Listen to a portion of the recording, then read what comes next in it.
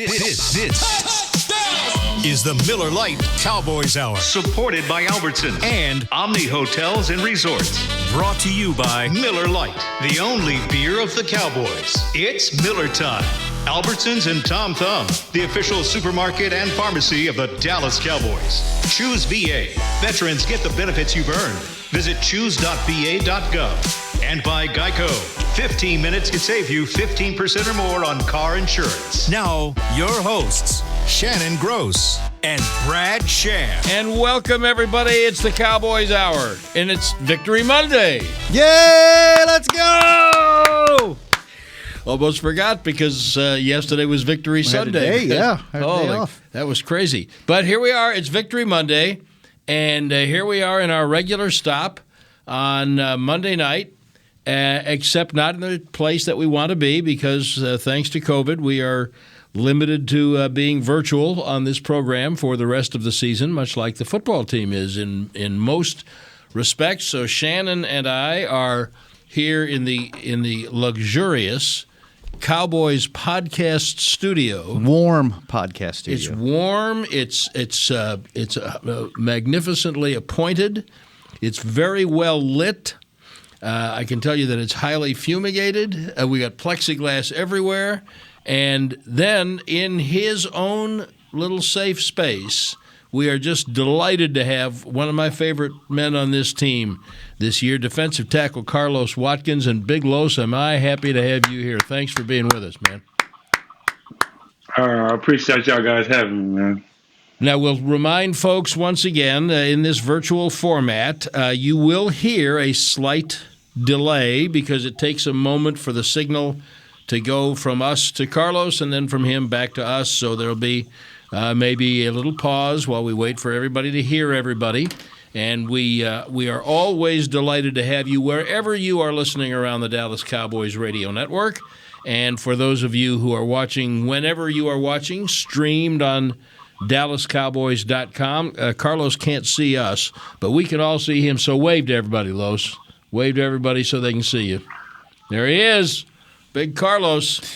Big Carlos. And one of the, is it 22? One of the 22 touchdown scorers on the Dallas Cowboys this year. Just as I think I remember hearing you say in Oxnard, watch me now, I'm going to get one this year. Did I hear you say that? Do I remember that correctly? You probably did, honestly. You know, I'm always talking. I manifest things, so you know that's just me. So you probably did hear it. Oh, it's this. We had Neville on here, Neville Gallimore, last week, and we were talking about speaking things into being. And so there you go. That's exactly what you're talking about.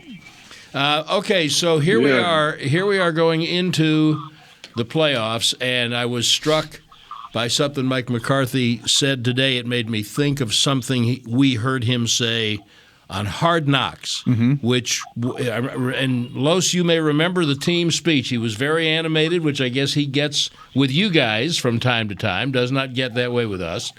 But I remember seeing the snippet on Hard Knocks where he said, you know, we're not here to make the playoffs. We're not here to win a division championship. You remember the speech, right? He said we are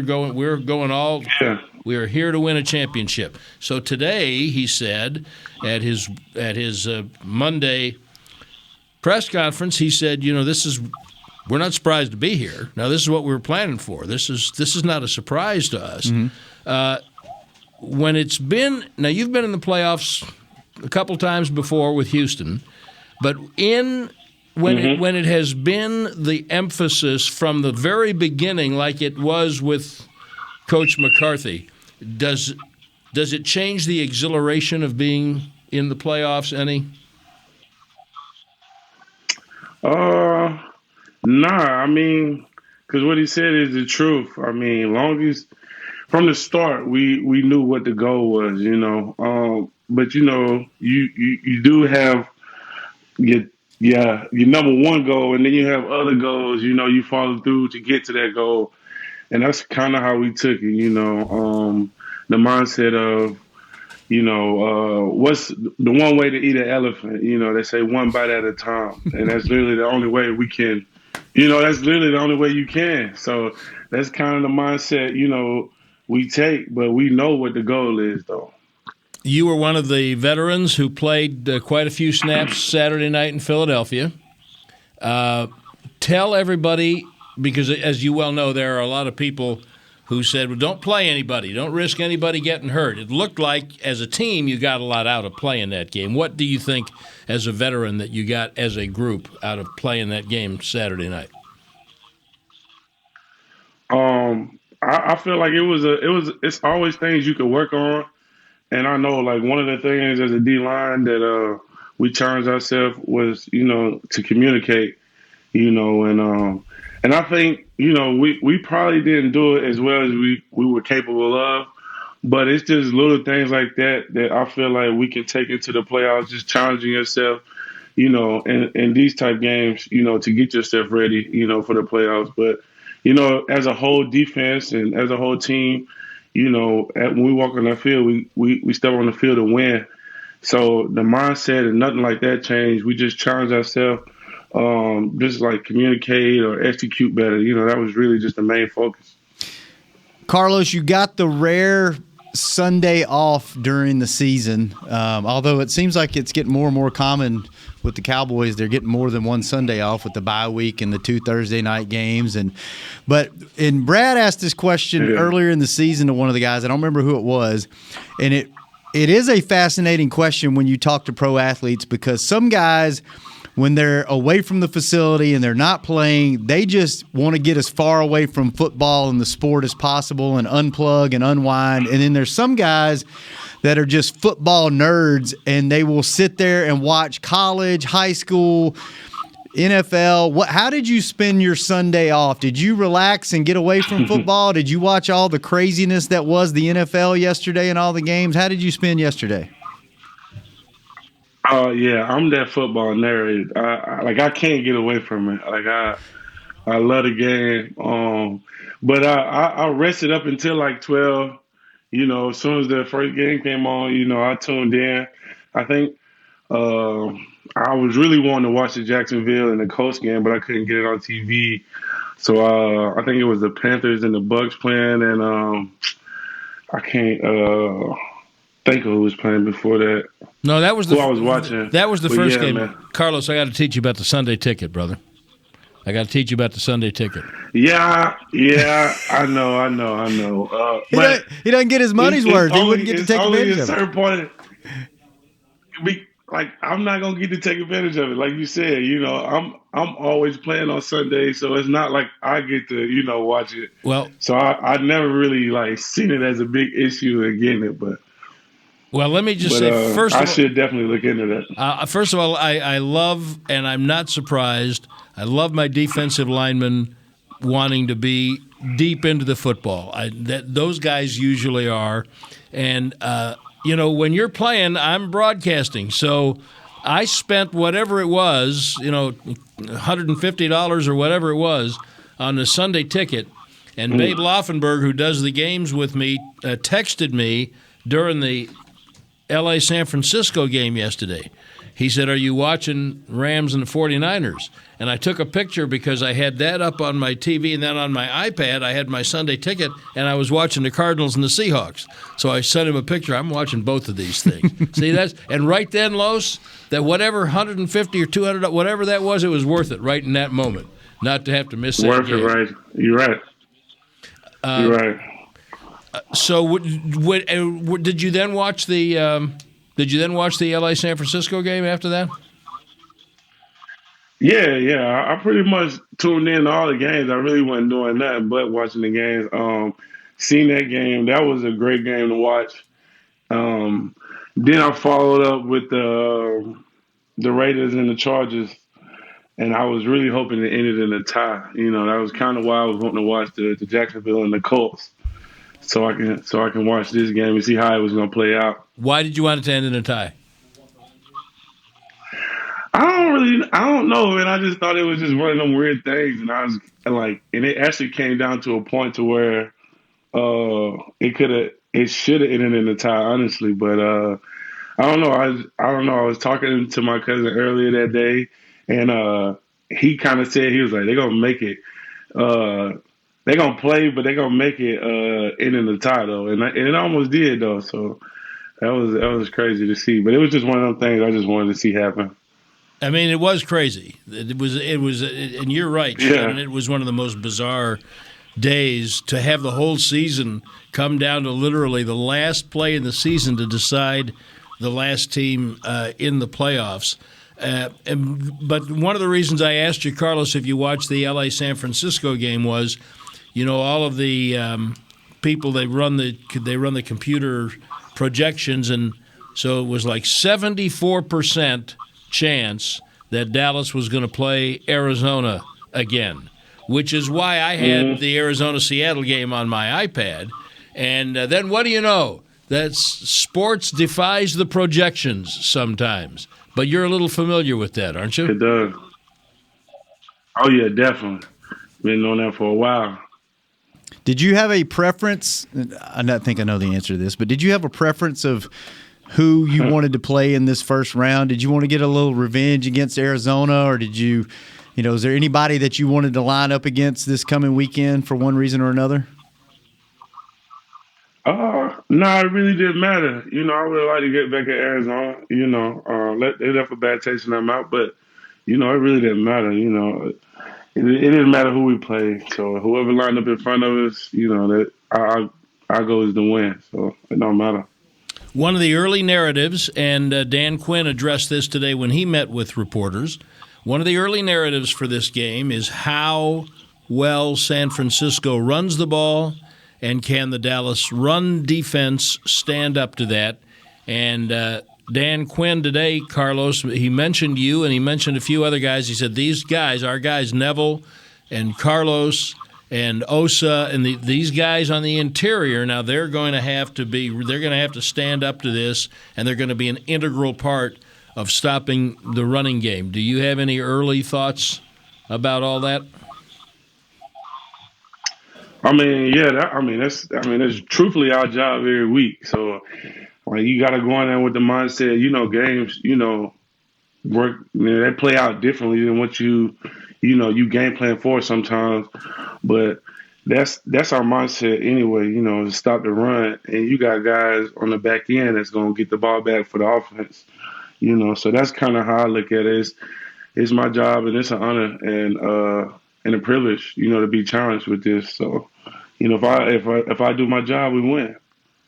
We're going to take a break, and I think we're just starting to get a little taste of why Carlos Watkins is one of my favorite guys on this team. Great personality, great leader in his own way, and a really integral part of what this defense has done to launch the Cowboys into the playoffs. And we will also have, I need to warn you, Los, one of the most interesting parts of any program is when Shannon Gross takes a deep dive into the Wikipedia page of our guests to see how much of it is accurate. And that's coming up for you. So just steel yourself against that, because we're going to take our first break. And All right. just so you know, and we want you to know that when it comes time to shop for tailgate favorites, go to Albertsons and Tom Thumb. Get 10% off your groceries every Dallas Cowboys game day when you wear your Cowboys jersey. Albertsons and Tom Thumb, the official supermarket and pharmacy of the Dallas Cowboys. We'll be right back.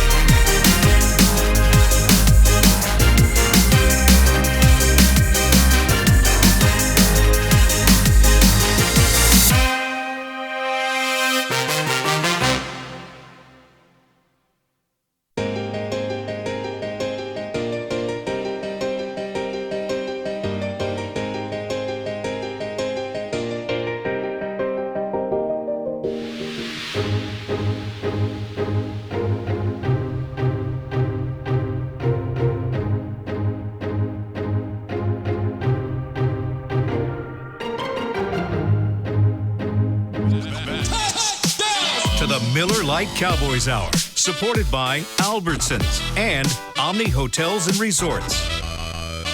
Welcome back. It's the Cowboys Hour, the Miller Lite Cowboys Hour, brought to you in part by Luke Casey, the official bootmaker of the Dallas Cowboys cheerleaders. I'm Brad Sham, along with Shannon Gross and our very special guest, Cowboys defensive tackle Carlos Watkins, big part of the defense that has catapulted the Cowboys into this playoff run. And you are part of a group of guys. I have asked a number of your teammates this, but I really respect your opinion, and you've been around as a veteran.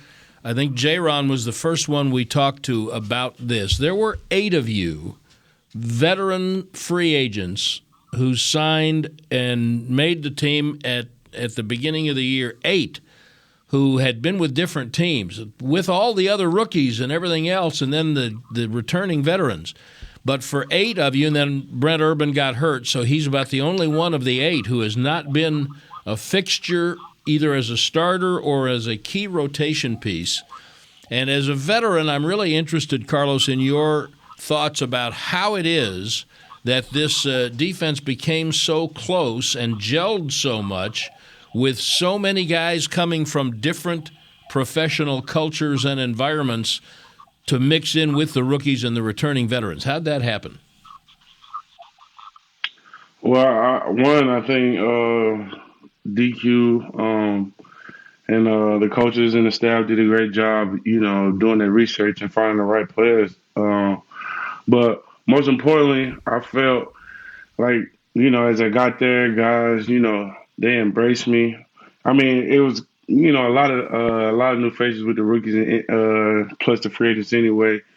But as far as, me being a D lineman, the guys that were already there, they embraced me.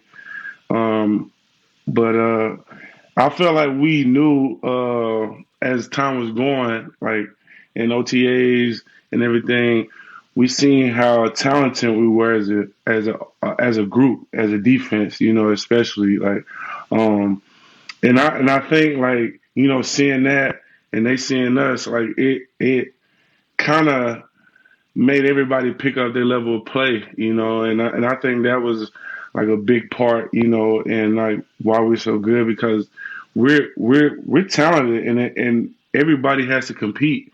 Like, you're not getting on the field just because you this guy line. You really got to go out there and compete.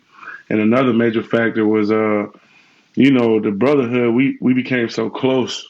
A lot of dinners, just really hanging out in the locker room, talking a lot. And it feels like a real brotherhood in the locker room, and I feel like that plays a major piece. So you talk about you looked, and a number of you have said this, almost everyone, that you saw in OTAs that you were talented. Now, we're talking about a team that defensively last year was just flat not good. Obviously, Coach Quinn and the other new coaches who came in had a lot to do with the change. But when you're in OTAs, you're only in shorts. It's not like you're hitting. There's only so much you can simulate plays. And you're in meetings. You guys see things we never see. What did you know then? That's really early, it seems to me, to look around and say, oh, look, we're good. Nobody knows it, but we're good. And you can't do anything that resembles what real football is at that stage. What was it? What was the tip-off? And that's like one of the main reasons, because like, football is a physical sport, and OTAs, you kind of dial down on the physicality and everything. So you really get to see a lot of athleticism, especially up front as a D line. Like, if you're able to win a pass rush and OTAs when you really can't bull rush, then guys, have something special about them. And then, coaches challenging us to fly around, and you just get to see everything, like you might not get to see the physical part, but just know, like, by seeing the athleticism and the plays they were making then, it really kind of gave us a heads up on like in the direction we were heading, like far as a group and talent. And here's the other thing I wanted to ask you, and I asked Coach McCarthy this today. you've got a bunch of rookies. Now, they're not rookies anymore because they've played 16, 17 games, but they have never done this. You've been on 2 teams that made the playoffs in Houston, and if one of these rookies comes up to you, or even not even a rookie, second-year guy like if Neville or Osa, one of those guys comes up to you and says, Bohanna, and says, Los, everybody says the playoffs is so much more intense. Tell me what's different. Tell me what I am fixing to experience that I have never experienced before. What's going to be different? What do you say to them if they ask you that? Like that's something like in the D-line room, but I would tell the guys like before we even got to the playoffs, I said we need to go and start to instill a mindset of like win and go home, because that's really the only difference. Like I could say like in the playoff, teams do get there. I mean they're in the playoff for a reason. They're a good team. But, like, you got to have the mindset. We try to instill it early on before we got to the playoffs is win or go home. That's the really main difference. But, like, over the season, if you kind of have that mindset and instill it into yourself, early, and nothing really changes because, like, the game plan is to always win. And that's so whatever, like I say, whatever you feel like you need to do to get better this week, or you need to challenge yourself to help you, improve this week or anything. But I don't really think the mindset should really change. Just knowing the fact that it's win or go home. But I don't want to add any more pressure on them. But it's the truth. So that's the only thing that really changes. Nothing should really change as far as the work and the process throughout the week for the game. But so I tell them nothing really changes. It's just a game. You just got to be on point. That Shannon, that is so interesting because one of the things that Dan Quinn said today, that's Carlos. You obviously been listening to DQ. He said in playoff football, if you want to play good defense, he said he's told this to Micah, but also everybody else. So you don't need to put a cape on. You just need to do your job and don't chase plays. But when the play comes to you, then you better be ready to make it. You better be right there to make it. And that what you're saying, Carlos, is that's been what they've preached to you all year long, right?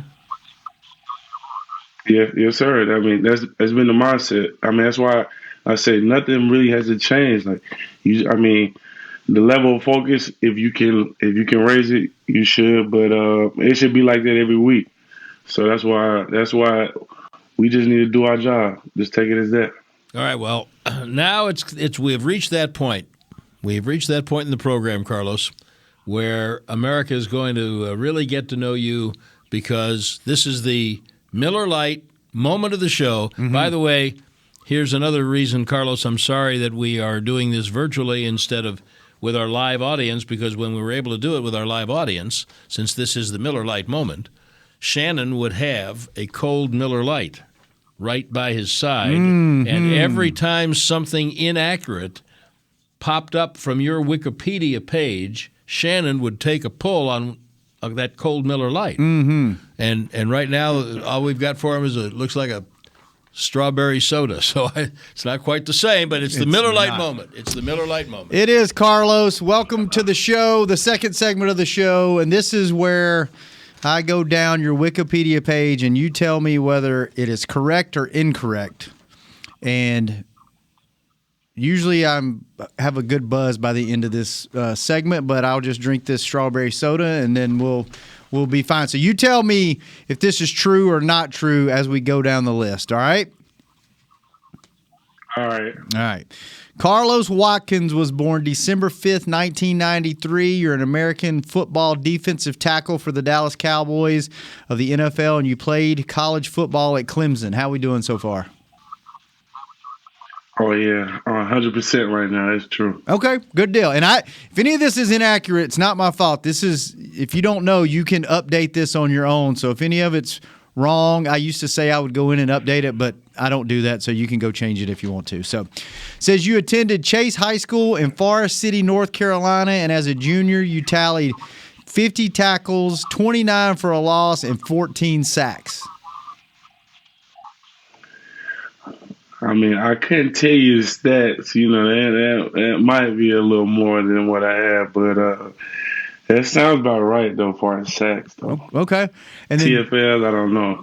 Okay, well, that's understandable. It's been a little while since you were in high school. Now, just for the record, we would let you take a sip of a Miller Lite right now. Right. Just on general purposes. Yeah. Oh, yeah, absolutely. Might even have a couple of sips there, Brad. Okay, good.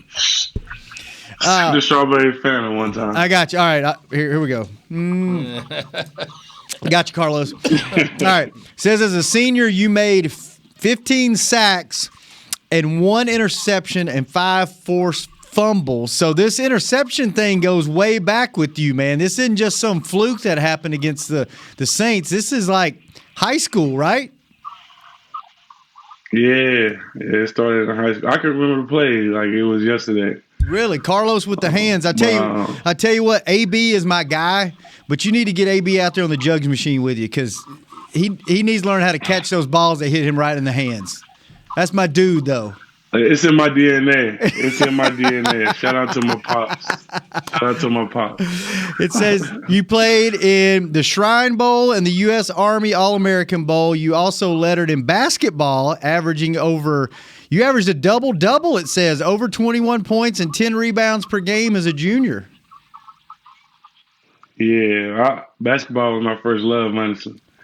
So I love playing basketball. You know what? After this segment, later in the show, I want to ask you who your starting 5 would be on the current Cowboys. We asked that to Malik Hooker on our daily podcast, and he gave me his starting 5. So I want to know yours. Says you accepted a football scholarship from Clemson University. Yes, sir. Who else offered you? Did you have any other offers? Bama, Florida, Notre Dame. I mean, it was a good bit of people who offered me. A lot of people in the ACC, a couple ACC schools like Georgia. I can't really think of all of them, but it was quite a few schools that gave me a scholarship. Yeah, some pretty decent schools there that you got offers from. It says as a sophomore in 2013, you played in 3 games with 1 start before being involved in a car crash which caused blood clots in both of your legs that ended your season. Mm-hmm. Yeah, that had kind of set me back a little bit, but it's a part of the journey and the story. Though I feel like I wouldn't be here today if I didn't go through that. Yeah, I never knew that. That's interesting. As a junior in 2015, you had, here we go again. It gives up some other stats, but here's the interesting one. You had an interception, which you returned for a touchdown. You were named first team All-ACC, and in a critical game against the University of Notre Dame, you made a game-winning tackle on a last-second 2-point conversion attempt. Yep.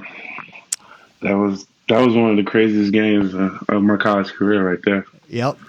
And then a few more things. On January the 9th, 2017, you were part of the Clemson team that defeated Alabama in the 2017 College Football Playoff National Championships. Yes, sir. Holding up the number 1 for those of y'all just listening. Clemson Tigers.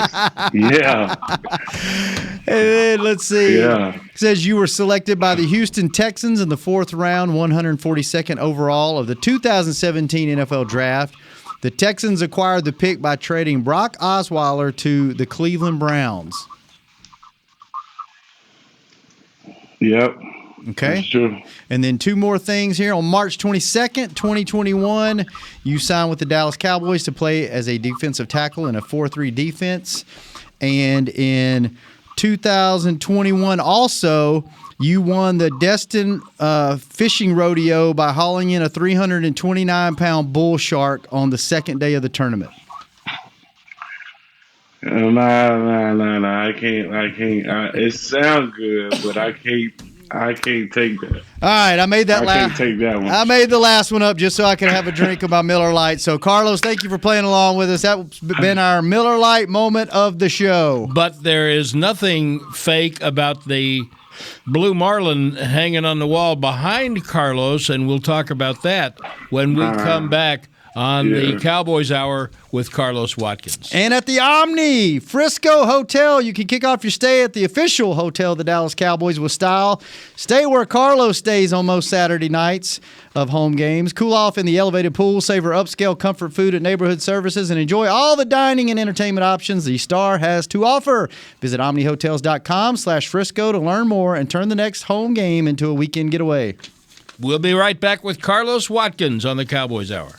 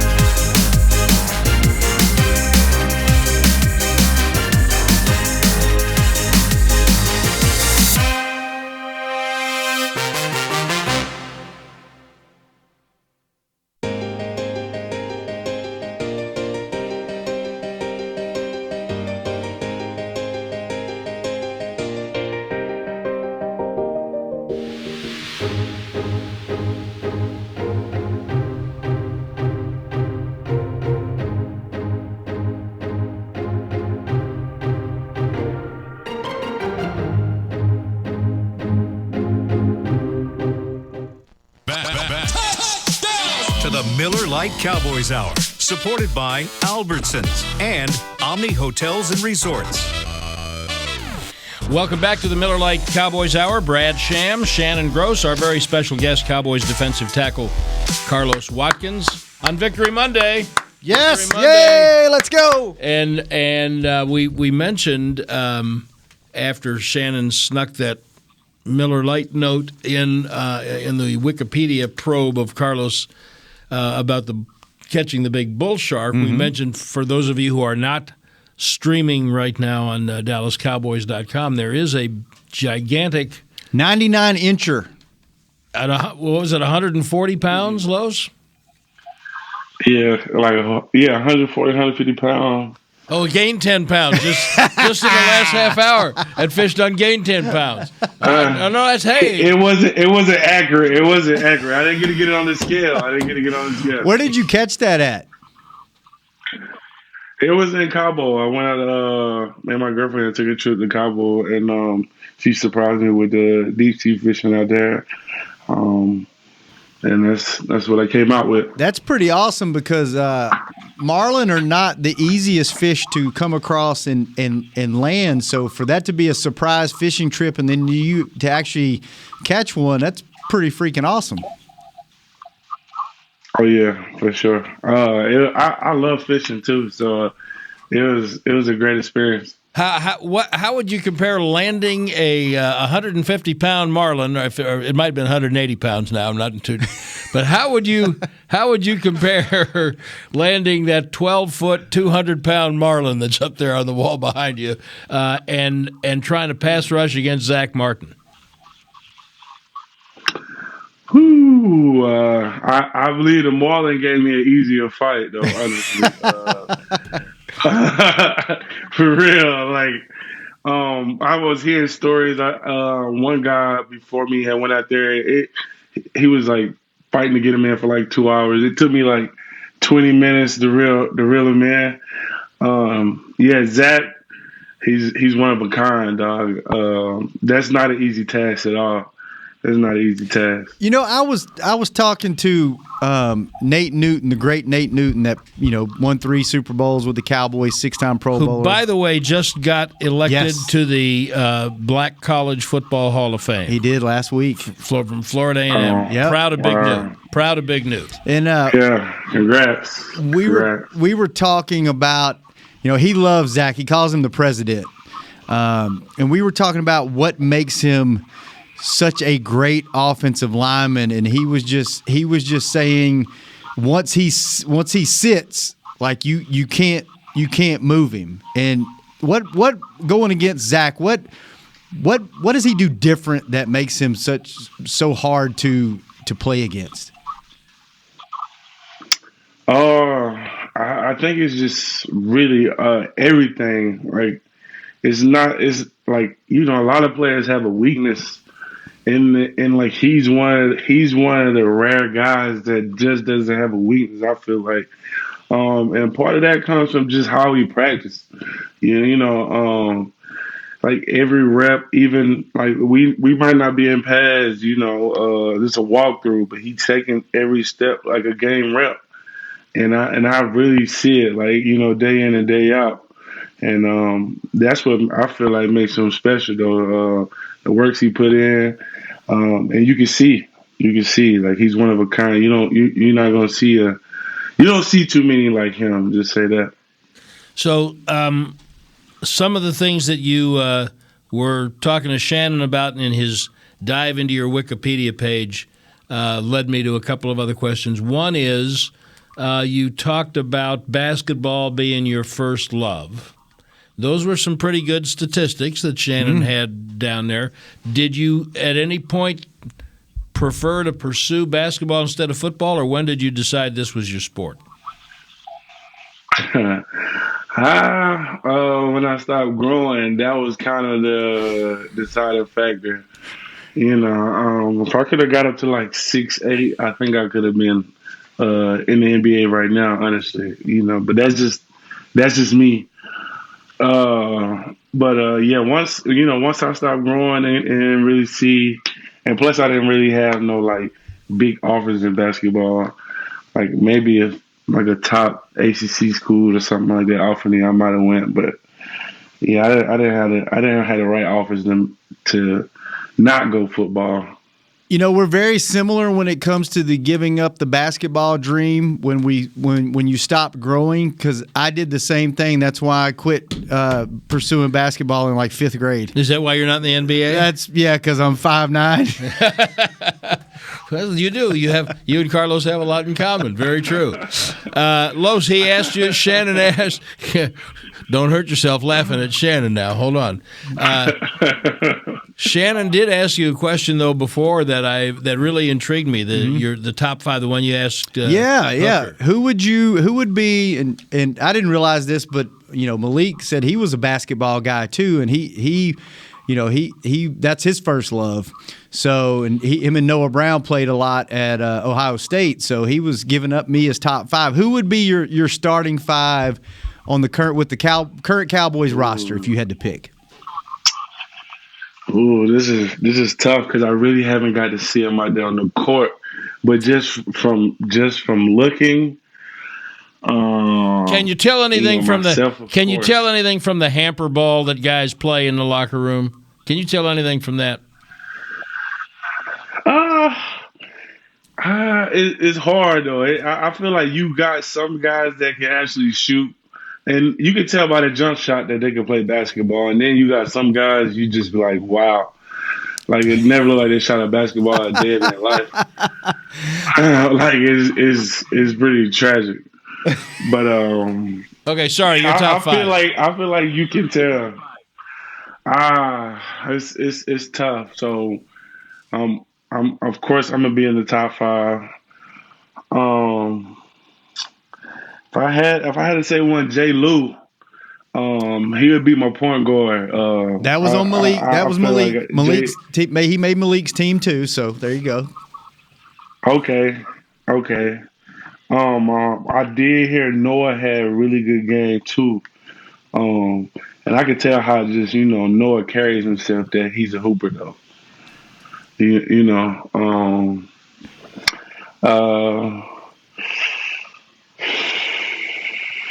I want to say Trey. Mm-hmm. I feel like he'll have some game. Los, I'm I'm noticing. It's crazy because I haven't. I'm noticing a complete absence of anyone from the offensive side of the ball here so far.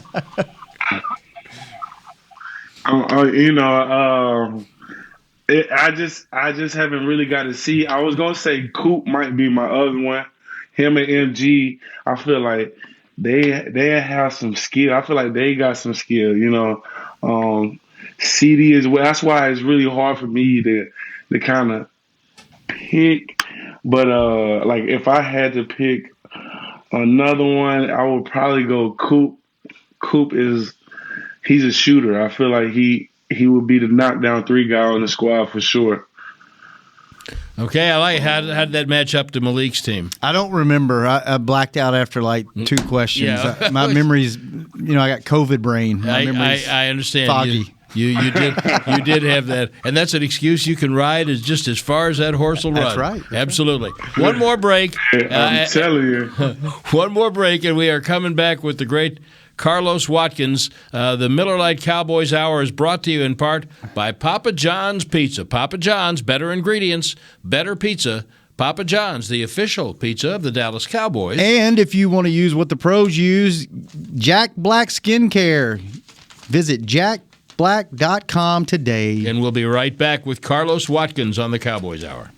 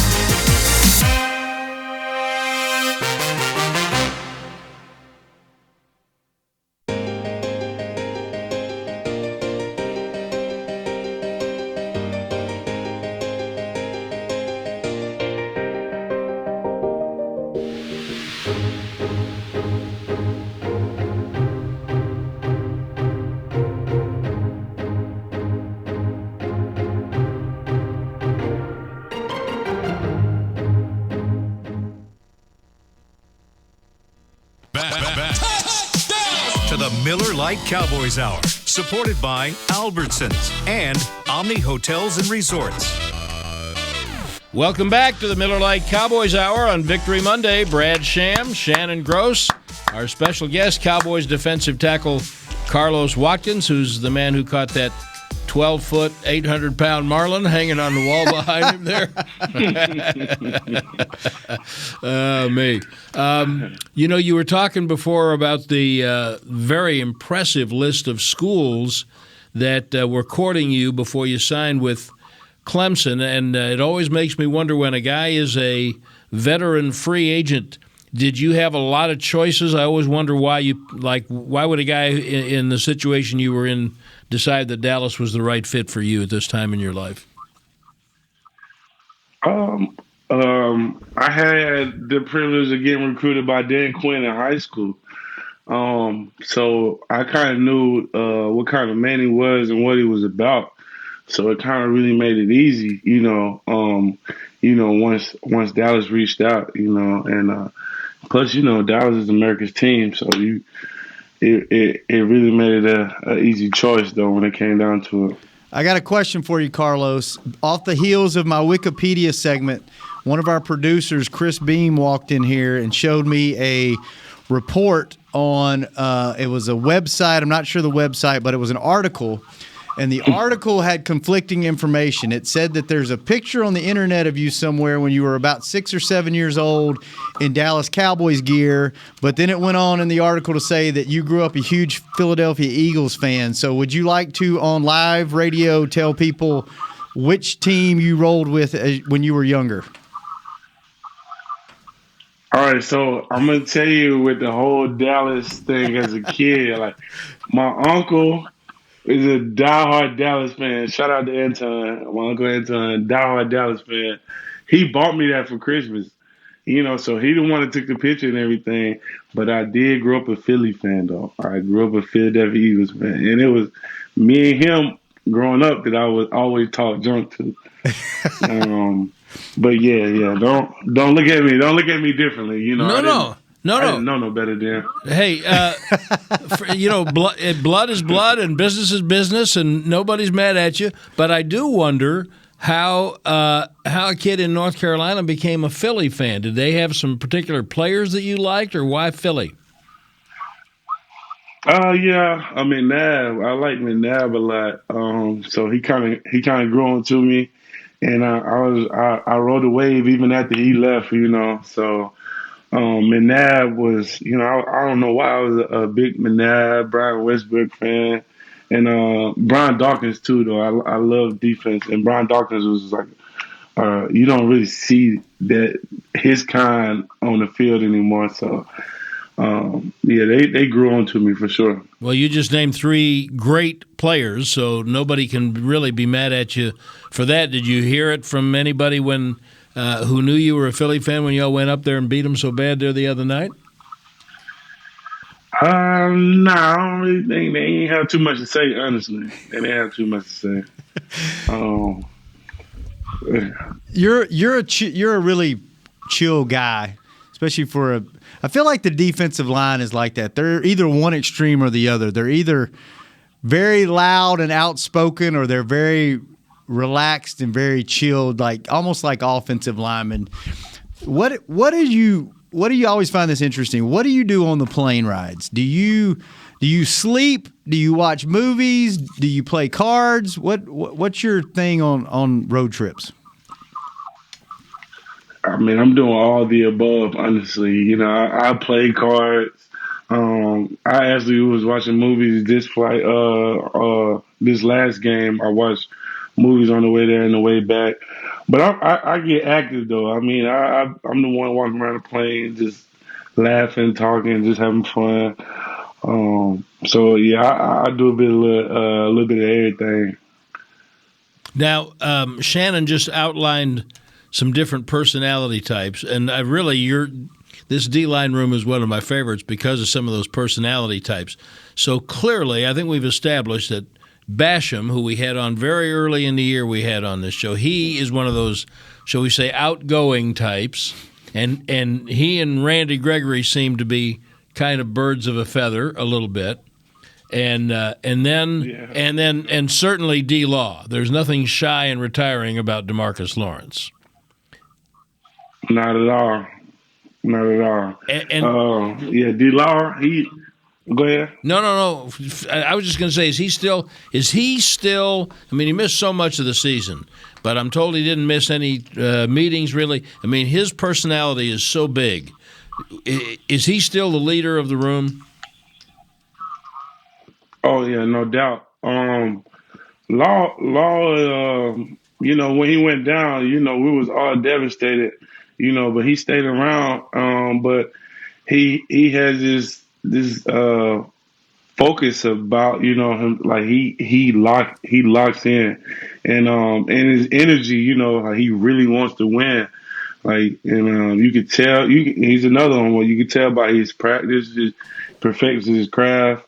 But yeah, he's one of those that his energy and leadership plays a big role in that D-line.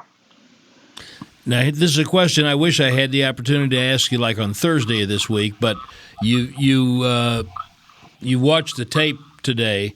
I'm curious about, because you mentioned the focus and locked in, and from what I've been told, the switch flipped as soon as you all land. I know that's Coach McCarthy told you that. We've all seen the clip on social media. When we land at 4 a.m. on Sunday, then that's the starting line.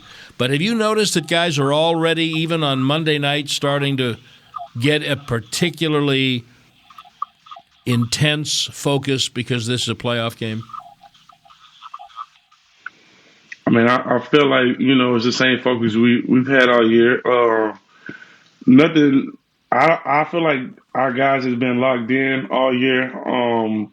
So I don't feel like, our level of focus has changed any. We come in, we just get prepared like every other week, with the mindset of is do or die. And what do you anticipate from practice this week? Will it also be the same? And as a veteran, will you be one of those trying to make sure that it stays and feels the same so that young guys don't feel like they need to get up out of themselves? Yeah, and I think the coach is going to do a great job of that. We just do what we do, lock in on the game plan of what we need to handle, and I feel like that's what's going to get done. I don't think it's nothing more we need to do, as far as practice. We just it's the mindset thing. We know what we're capable of. We lock in and do what we got to do. We give ourselves a great chance. Quick question before we get out of here from me, Carlos, probably the last one. Do you have a go-to meal? I know the rookies bring you food on the plane. Do you have a go-to meal that you eat on road trips? I'm a Chick-fil-A guy. I like my spicy chicken sandwich with the fries and the Polynesian sauce. I ain't Popeyes. You can't go wrong with that either. But I'm a Chick-fil-A guy, so that's what I like to eat on the plane ride over. Now I got 20 seconds, but I got to know: is it Osa or Chauncey who has to bring you that? Both of them, but Osa, he ain't been on his job lately. Osa ain't been on his job lately. Yeah. Chunks, he works hard. Shout out to Chunks. All right, we're out of time. Carlos Watkins, thank you. Good luck in the playoffs. This is the Miller Lite Cowboys Hour. This has been a production of DallasCowboys.com and the Dallas Cowboys Football Club. How about this, Cowboys? Yeah!